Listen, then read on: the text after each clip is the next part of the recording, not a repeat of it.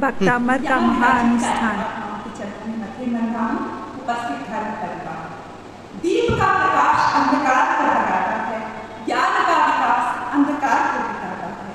अनुभवों से सीखा, मनीषियों से जाना, सूरज का विश्वास संसार को जगाता है। और हमारा विश्वास आज हमें यहाँ तक दिखाया कि हम सुबह 4 बजे भी उठ सकते हैं और 2 सामायिक भी एक साथ कर सकते हैं। मुझे लगता था मैं ऐसा नहीं कर पाऊंगी, या क्यों करूं, जरूरत क्या है मुझे ये सब करने की? कौन सी मेरे ऐसी आदि व्याधि या उपाधि है, या जीवन में कौन सी कमी है? लेकिन कौन सा मैं किसी का दुख दूर कर सकता है क्या ऐसा कोई अनुष्ठान? लेकिन जब इस अनुष्ठान में मैं आई, इसका हिस्सा बनी, इसे मैं अपना भाग्य मानती हूँ। इससे एक तो मेरी जिज्ञासाओं का समाधान हुआ। मैं जानती नहीं थी कि शासन माता कौन है। मैं सबसे पूछती थी कि ये कौन है, इसकी कहानी क्या है। खाली तपस्या की भाषाओं में मैंने इसका नाम सुना था, लेकिन जब इस सुबह की भक्तामर प्रार्थना में मैंने जाना कि ये चक्रेश्वरी माँ ही हमारी शासन माता है। और दूसरी बात, मेरे भक्तामर में सुबह रोज करती हूँ, लेकिन मेरे उच्चारण में बहुत सारी अशुद्धियाँ थी जो आज इस अनुष्ठान के माध्यम से मेरे शुद्धि हुई।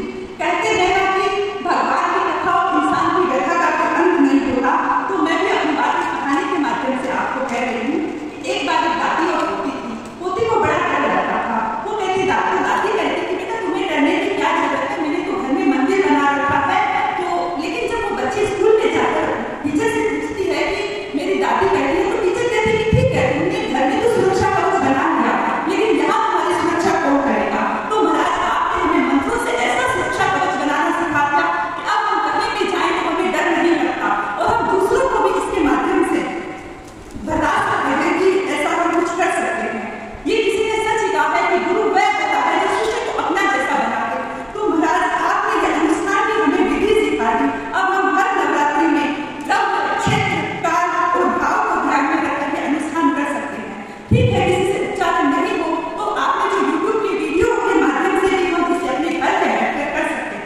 महाराज आपको कहते हैं कि हमारे जाने का समय आ गया, घाटी वाले मंगल भावना की तैयारी कर रहे हैं, लेकिन वो तो बात की बात है। अभी मैं आपके प्रति यह मंगल भावना करती हूँ कि आप हमेशा अपनी साधना तपस्या से हम सबको अपने अध्यात्म का मार्ग दिखाते रहें।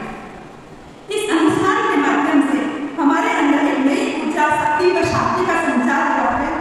और मैं अंत में पूरी तेरा घाटी सभा का हार्दिक धन्यवाद करती हूँ, जिन्होंने इतने कम समय में पहली बार ऐसा अवसर पाया, नया होने के बावजूद इतनी सुंदर बैठने की और सारे प्रोग्राम की व्यवस्था की। तो सभी के प्रति हार्दिक धन्यवाद और इन्हीं भावनाओं के साथ ओम